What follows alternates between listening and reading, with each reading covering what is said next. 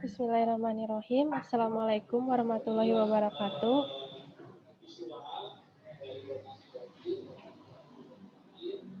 Perkenalkan, nama saya Avanin. Saya adalah salah satu tim dari PPTIK. Untuk hari ini, workshop mengenai home automation yang akan dilakukan selama 3 hari. Untuk hari ini jadwalnya adalah hanya pemaparan atau pengenalan produknya seperti apa. Untuk pengenalan dan pemaparan produknya akan disampaikan oleh Kang Nurman. Dipersilakan kepada Kang Nurman untuk memberikan materinya. Oke. Terima kasih Panin. Assalamualaikum warahmatullahi wabarakatuh. Panin, saya boleh share screen?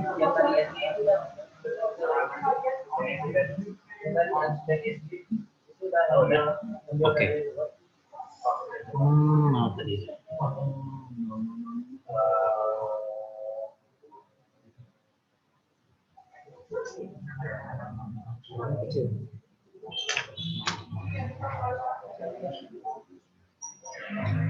Suaranya katanya kecil ya Pak nih?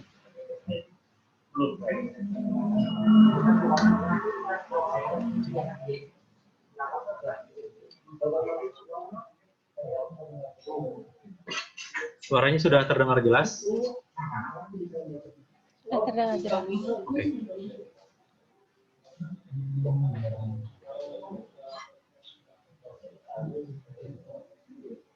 Saya persiapkan slide-nya dulu.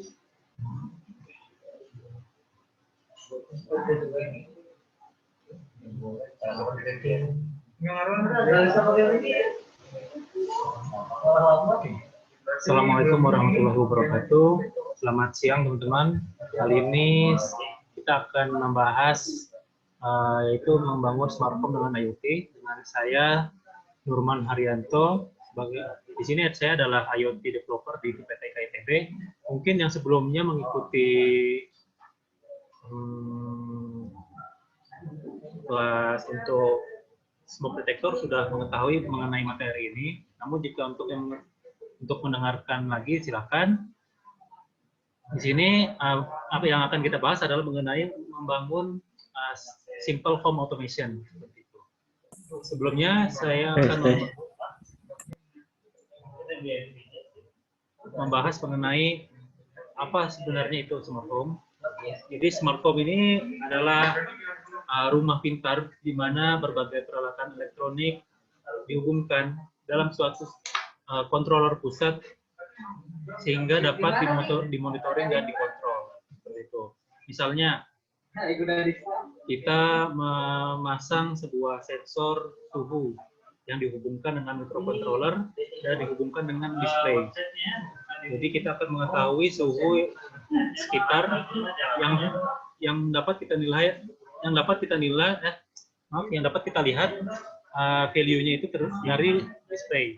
Terus CCTV yang belum online pastinya. Jadi CCTV yang terhubung ke sebuah komputer, jadi kita bisa melihat videonya dari komputer seperti itu. Terus ada Internet of Things. Jadi Internet of Things ini sebenarnya adalah istilah umum yang digunakan untuk semua teknologi yang memungkinkan koneksi perangkat ke internet. Jadi semua koneksi tadi yang di smartphone ini tidak terpusat dalam satu controller saja, tapi bisa banyak controller. Controller sendiri adalah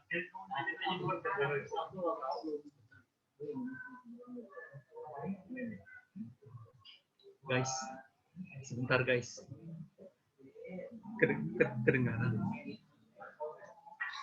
Ya, jadi controller sendiri adalah sebuah server atau microcontroller di mana yang akan saling mengirimkan data ke internet.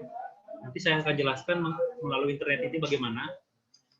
Jadi jika kita menggabungkan teknologi IoT dan smart home, kita akan mendapatkan sebuah kemudahan berupa konektivitas di mana dapat mengoperasikan banyak hal tadi Misalnya kita hanya memasang untuk setiap device satu microcontroller atau setiap device satu komputer, terus kita lihat satu persatu. Namun dengan adanya konektivitas dari IoT, dengan menggunakan IoT kita dapat mengoperasikan banyak hal. Semua itu dari hanya satu perangkat, itu kita menggunakan smartphone. Maaf, saya di sini salah ketik. Terus yang kita dapatkan adalah efisiensi. Jadi dengan adanya peningkatan pada konektivitas, berarti terdapat penurunan jumlah waktu yang biasanya dihabiskan untuk melakukan tugas yang sama. Misalnya kita, tadi saya pada materi sebelumnya saya menjelaskan mengenai agrikultur.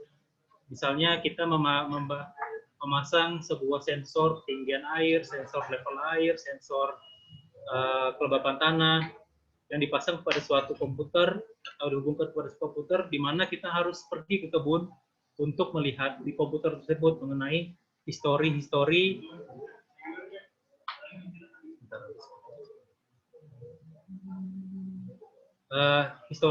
dari sensor-sensor tersebut dari satu komputer. Namun dengan adanya IoT, kita dapat tidak perlu lagi ke kebun, jadi kita hanya perlu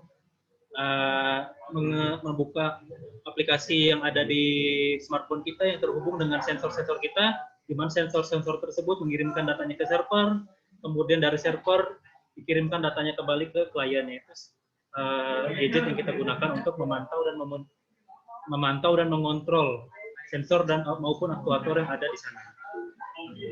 Setelah mendapatkan efisiensi, kita dapat kemudahan dari perangkat IoT seperti smartphone. Jadi kan dengan ada kemudahan itu, semua orang mempunyai smartphone atau gadget atau komputer yang sudah sudah dimiliki semua orang. Jadi semua orang bisa menggunakannya seperti itu. Nah, misalnya adalah bagaimana cara kita membangun sebuah smartphone yang sederhana.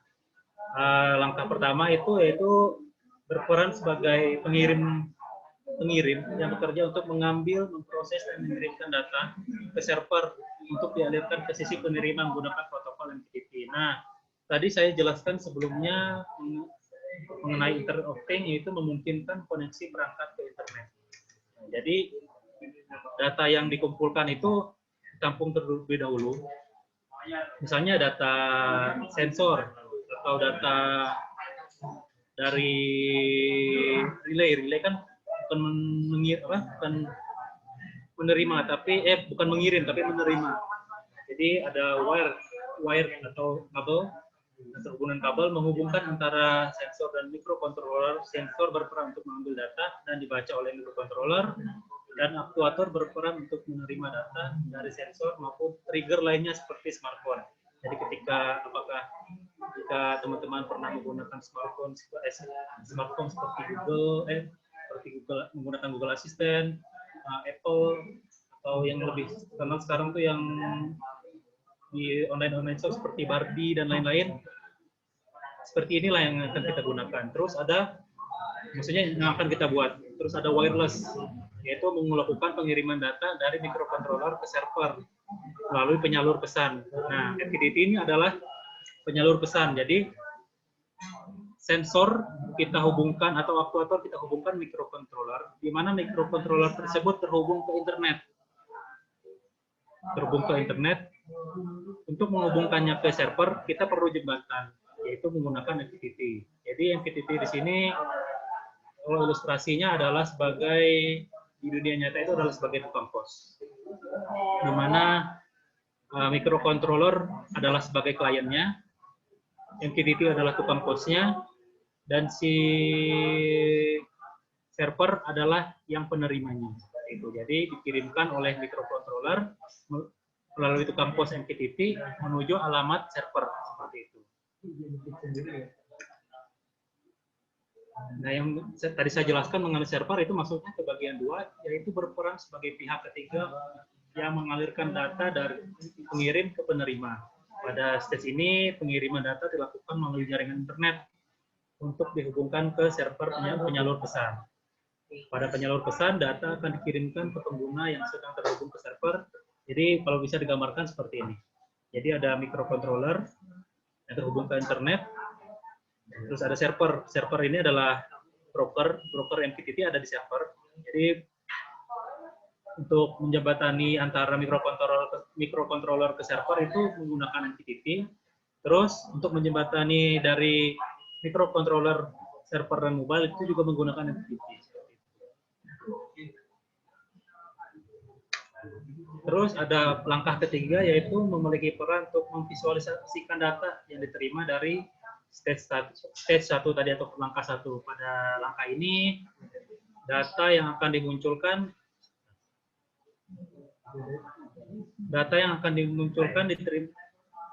setiap pesan diterima dari aplikasi pihak ketiga. Misalnya kita membuat aplikasi smartphone menggunakan Android Studio, atau juga kita bisa menggunakan aplikasi yang sudah ada, namun GUI-nya masih sederhana, jadi yang dibaca adalah data-data mentah yang berasal dari sensor. Contohnya MQTT, MQTT Doc, seperti itu. Ya, di mana stage 3 ini ada dua fungsi yang dasar, yaitu akuisisi data, di mana menyambungkan dengan server dan menerima data dari server untuk dapat diproses. Nah, lain halnya untuk pembuatan home automation ini, jadi data itu tidak hanya diakuisisi, tapi dikirim kembali. Jadi kalau misalnya kita mengontrol dari sebuah handphone kita pasti mengirim data tersebut ke server, dan dari server datanya akan dikirim ke sebuah mikrokontroler seperti ini. Nah, ini adalah contoh hardware yang nanti yang akan kita rakit pada pertemuan berikutnya. Jadi di sini saya menggunakan relay dan Wemos untuk menghidupkan lampu secara wireless seperti itu. Terus ada pengolahan data, di mana data yang didapatkan dari server itu diterjemahkan oleh aplikasi yang kita buat agar lebih mudah dibaca atau dikonversikan ke bahasa manusia. Misalnya kita memberikan status nilai 1 ke sebuah mikrokontroler, di mana 1 ini akan men-trigger relay untuk hidup.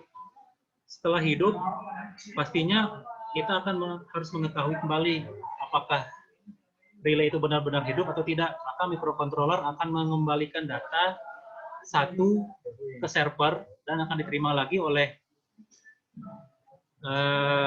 aplikasi yang ada di handphone juga 1. Jadi untuk menampilkannya tidak 1, tapi kita ubah menjadi misalnya on, agar lebih mudah dimengerti oleh bahasa manusia. Itu. Jadi semua stage tadi jika kita gambarkan akan seperti ini. Di mana stage 1 itu ada wired dan wireless. Bisa kita pasang aktuator relay. Terus misalnya sensor, ada sensor gas, sensor level air, sensor kelembapan, dan lain-lain. Terus dihubungkan dengan mikrokontroler yang gunanya adalah untuk memberikan atau mengkoneksikan device-device tersebut ke internet seperti itu. Kalau internet itu maksudnya menggunakan ESP8266 yang terhubung ke Wi-Fi dan terhubung ke internet. Terus stage 2 ini adalah internet gateway-nya. Data gateway-nya dikirimkan melalui internet wireless tentunya, karena node MCU yang kita gunakan ini atau Wemos yang kita gunakan ini bersifatnya wireless untuk mengirimkan dan menerima datanya, atau maksudnya koneksi ke internet. Terus kita jembatani dengan message protocol menggunakan MQTT broker. Di sini kita menggunakan RabbitMQ. Untuk RabbitMQ-nya nanti akan dibagikan untuk dari setiap peserta jika ingin menggunakannya pada pertemuan selanjutnya untuk merakit. Jadi kita sediakan MQTT broker cloud-nya, akunnya juga kita siapkan. Nanti juga ada cara perakitan, cara code, semuanya akan kita jelaskan. Terus ada stage 3, di sini adalah acknowledge, di mana log atau history dari sensor atau aktuator dimunculkan di smartphone kita. Seperti itu. Oke, untuk pemaparan yang akan kita buat, materinya cukup sampai sini. Mungkin ada pertanyaan bagi teman-teman yang kurang jelas.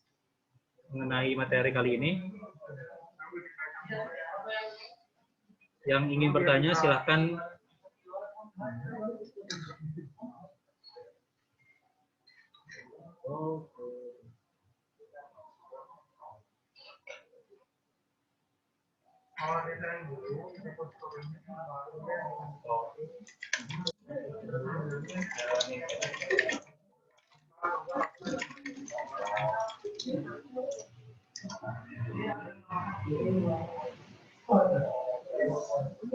Untuk Mas Yudi, untuk mengoneksikan ke internet kita menggunakan apa? Untuk internet kita dapat menggunakan berbagai macam microcontroller seperti Arduino, Note-MCU, ESP32, ESP8266. Yang penting dia ada modul ESP8266-nya.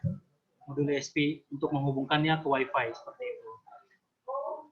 Terus dari Mas Rangga, apakah harus wajib menggunakan WMOS? Kalau menggunakan Note-MCU 8266 boleh? Boleh saja.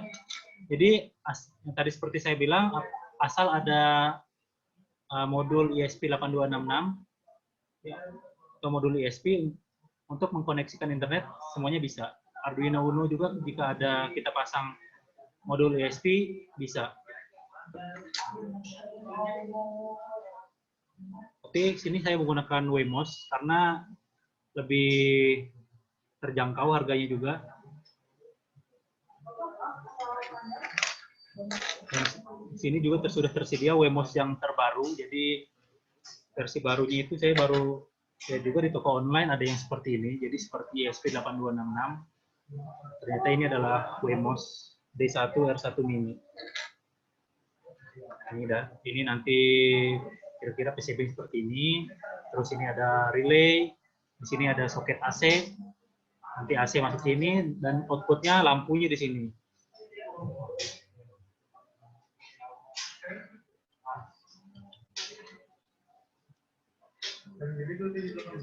Jadi nanti kita siapkan servernya gratis. Teman-teman bisa semuanya mencoba untuk koneksi ke server. Oke, ada pertanyaan lagi?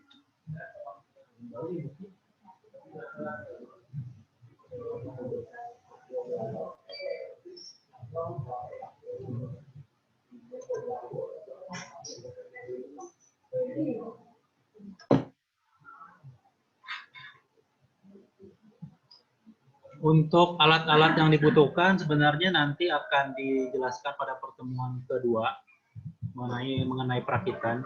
Namun di sini akan saya jelaskan sedikit alat-alat yang dibutuhkannya itu. Kalau misalnya teman-teman tidak ingin menggunakan PCB yang sudah jadi, teman-teman bisa menggunakan protoboard atau PCB bolong, terus Note-MCU, ESP8266, WMOS, ESP32, terus relay. Di sini saya untuk contoh hanya menggunakan relay 1 channel.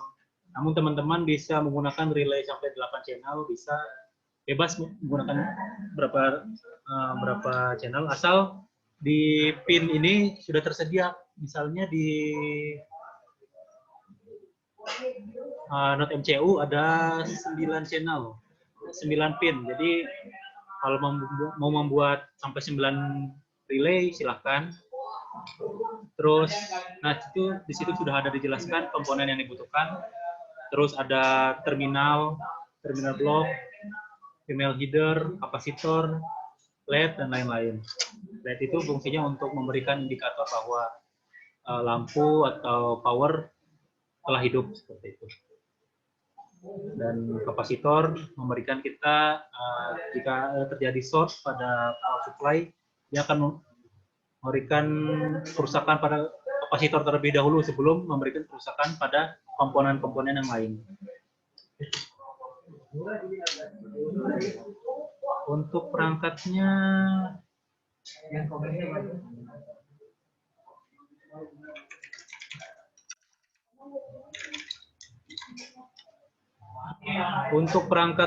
yang apakah disiapkan sendiri, nanti sepertinya akan dijelaskan sama admin ya mengenai perangkat-perangkatnya, apakah harus disiapkan sendiri atau sudah disiapkan seperti itu. Admin, gimana? Apakah perangkatnya disiapkan oleh peserta sendiri atau bagaimana? Untuk perangkatnya disiapkan oleh sendiri ya. Jadi kan di sini juga sudah ada komponen yang dibutuhkannya. Jadi bisa dilihat untuk komponennya apa aja yang diperlukan. Di link tersebut juga kami memberikan link rekomendasi marketplace kalau ingin membelinya secara sepaket, jadi tidak secara satuan-satuan gitu, itu juga bisa, silahkan saja. Untuk perangkatnya disiapkan sendiri. Ya, terima kasih.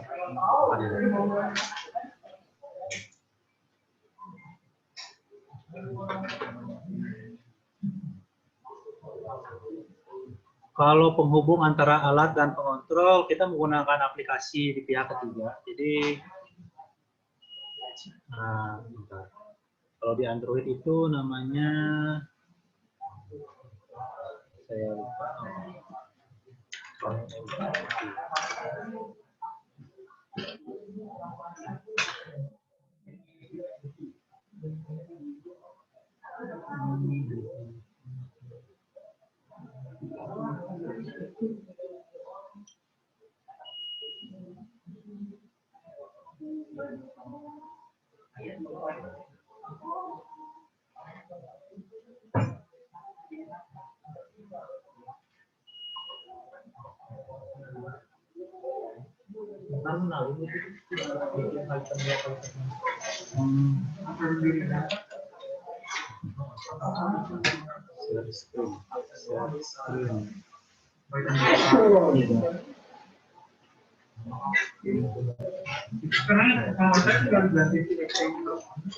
Nah, untuk nanti aplikasi pihak ketiganya kita menggunakan MyMPTT seperti ini. Jadi data yang untuk konfliknya nanti kita akan jelaskan pada saat perakitan. Namun jika menggunakan komputer atau PC juga bisa menggunakan MPTT box.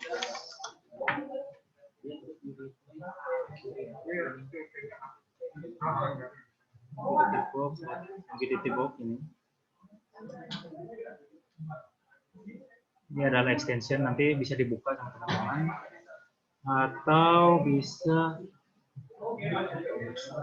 tinggal tambahkan saja.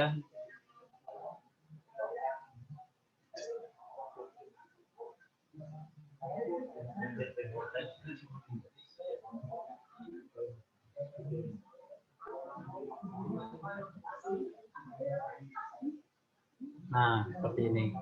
Nanti akan dijelaskan nama titik lainnya apa, protokolnya apa, hostnya apa yang harus diisi, username, password, nanti akan kita berikan untuk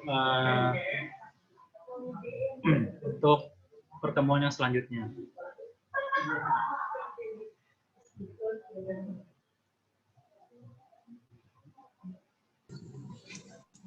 Mantap. Apakah ada pertanyaan lagi? Gue orang yang lagi belajar. Woi, goblok. Apa lagi?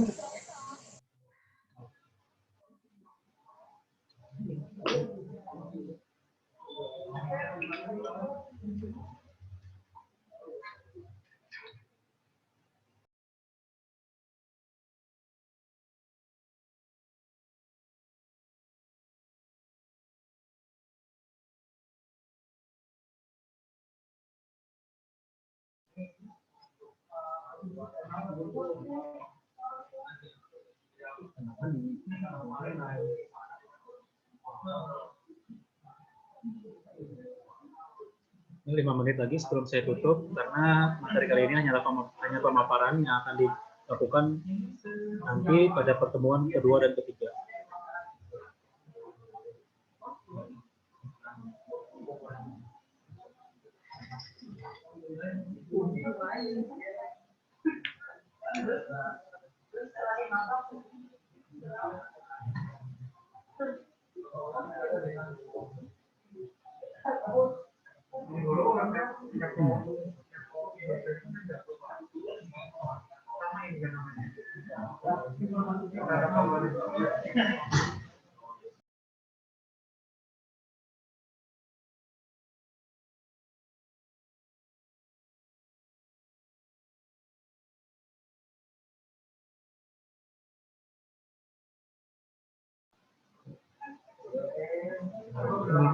Paling jauh berapa meter antara modul dengan kontrolernya?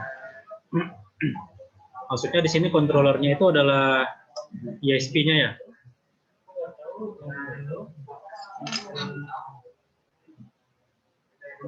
Sangat bisa sekali jika di sini kita juga membuat sebuah sistem smart agriculture di mana kita memasang sensor untuk kelembapan tanah itu di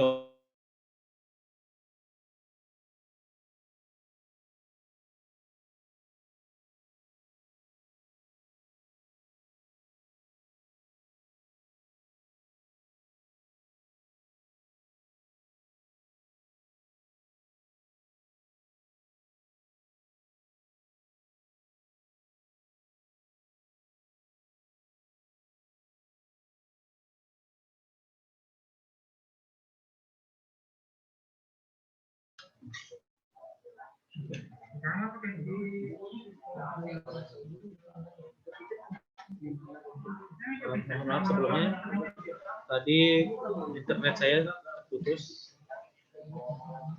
jadi saya akan mengulangi mengenai penjawaban untuk paling jauh jarak antara modul dan controller. Jadi jaraknya itu bisa, kalau untuk saya sarankan sih antara modul dan controller itu jaraknya dekat, tapi untuk controller ke WiFi pastikan mikrokontrolernya itu masih dalam jangkauan WiFi, jangkauan WiFi internet. Kalau dipasang di outdoor memungkinkan jika adanya tower dan yang tadi yaitu konektivitas internet.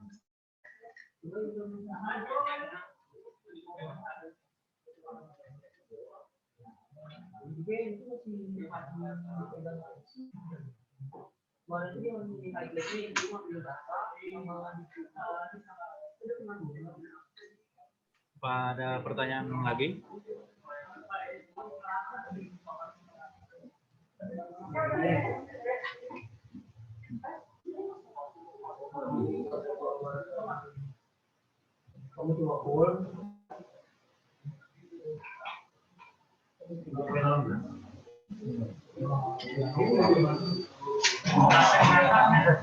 Jadi di sini saya itu menggunakan internet GSM atau jaringan 2,4 GHz. Karena kan jaringan ini sudah umum yang kita gunakan kehidupan sehari-hari.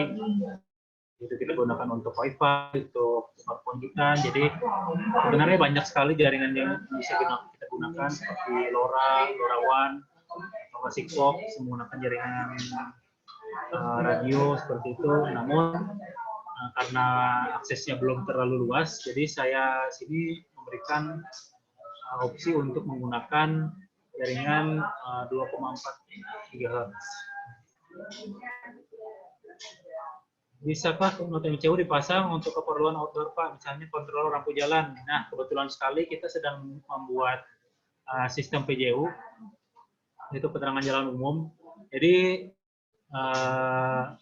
kontrolernya itu ada di luar, di outdoor. Kita simpan dalam sebuah kotak. Pastikan situ kalau misalnya itu tidak ada jangkauan internet, kita pastikan kita mempunyai modem di dalamnya. Ya, modem itu dalam untuk memberikan internet kepada mikrokontroler.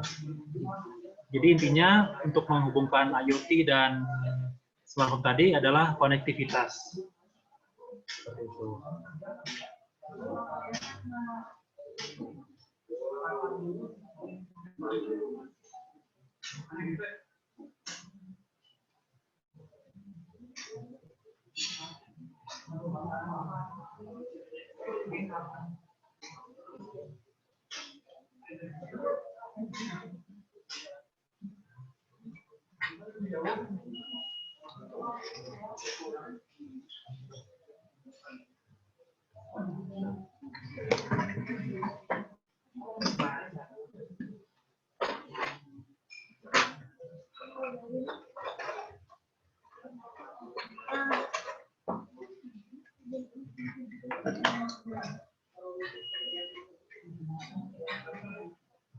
Terus selain untuk memasangkan sebuah kontrol lampu, kita juga bisa memasangkan sebuah, contohnya adalah ini. Ini adalah hitung daya yang kita gunakan, yaitu kWh meter. Jadi kita sambungkan kWh meter ini ke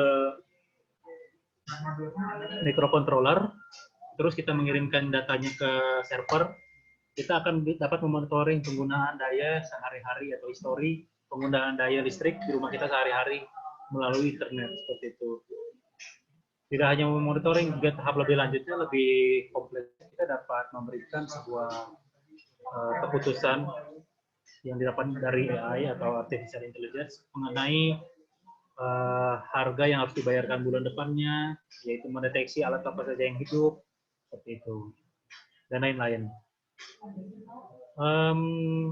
Apakah bila listrik sumber mati, NoteMCU bisa kembali ke kondisi semula, misalnya kondisi semula nyala atau mati? Kalau sumber NoteMCU mati dan menyala lagi, apakah bisa ke kondisi terakhir, Pak? Kalau itu pastinya kita membutuhkan sebuah memori, ya, Bu. Misalnya kita membutuhkan memori log yang terakhir, atau misalnya kita tidak membutuhkan memori itu dari server. Jadi kita memasangkan sebuah memori, ada modul memori ya untuk SD card, kita pasang sebuah .txt, misalnya terakhirnya apa, misalnya terakhirnya 1. Jika dia mati, nanti yang dibaca adalah value yang dari memori, yaitu 1. Karena NoteMCU itu ketika dia mati, dia akan mengulang lagi dari awal. Dia tidak akan mengingat memori yang sebelumnya. Namun kita bisa juga menggunakan dari server, dari database server.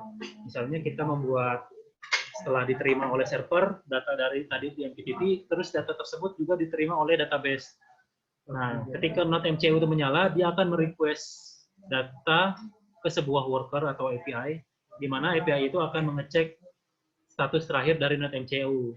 Setelah dapat didapatkan status terakhir dari NoteMCU, kemudian data itu kembali dikirimkan ke NoteMCU, sehingga data terakhirlah yang akan diproses.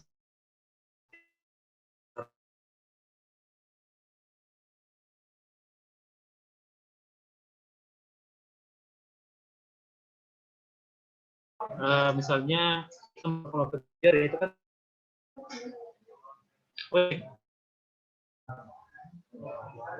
oh enggak.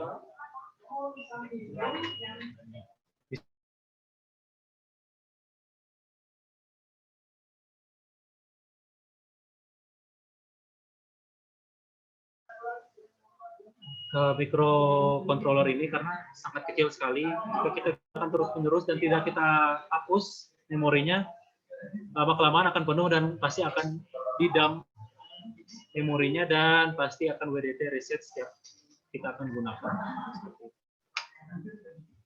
Karena memorinya penuh. Oke, ada pertanyaan lagi dari Mas Anggoro. Panjang sekali pertanyaannya. Oke.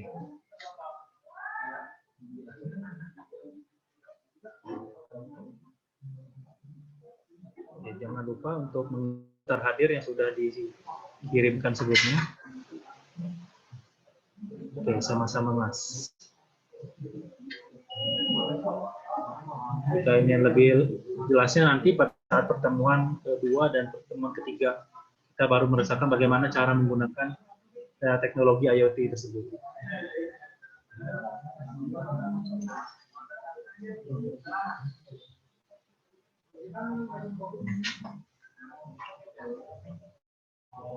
Oke, sebelum saya tutup, apakah masih ada pertanyaan? Ya, 5 menit lagi. Belum pukul 15.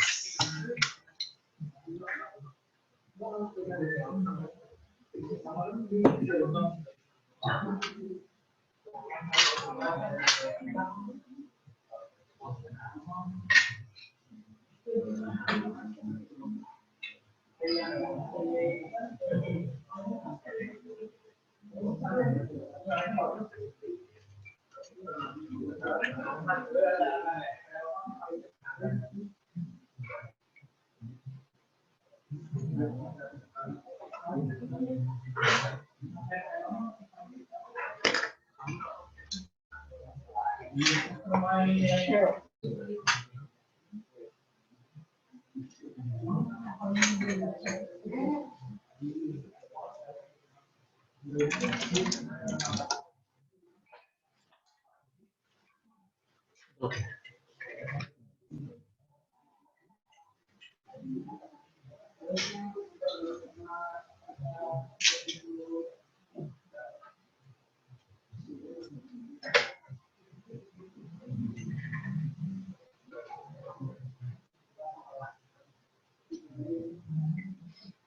Jika teman-teman ingin mengetahui materi yang lebih lanjutnya atau materi-materi yang lain, teman-teman bisa kunjungi web, yaitu forum.pptk.id.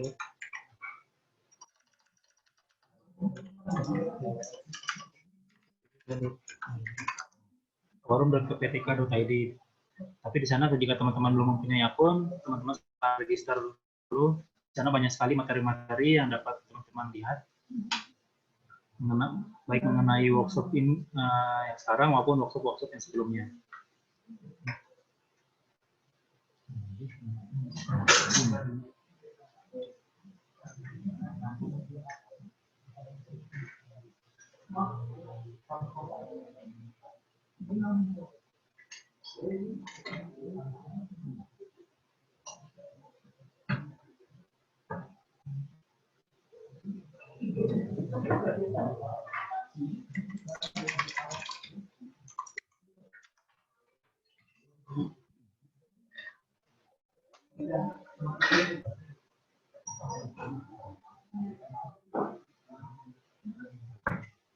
Oke, karena tidak ada pertanyaan lagi, mungkin saya tutup materi pemaparannya hari ini.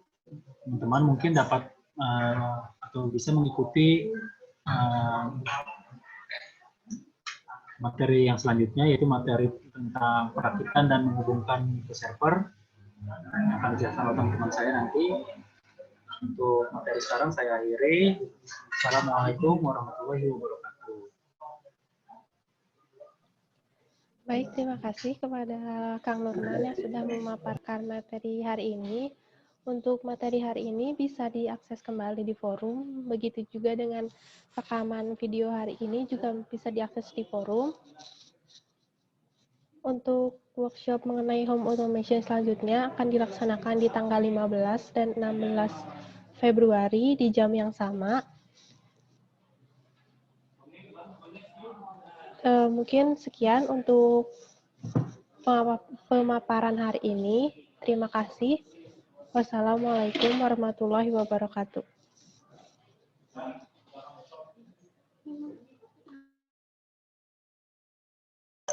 Waalaikumsalam.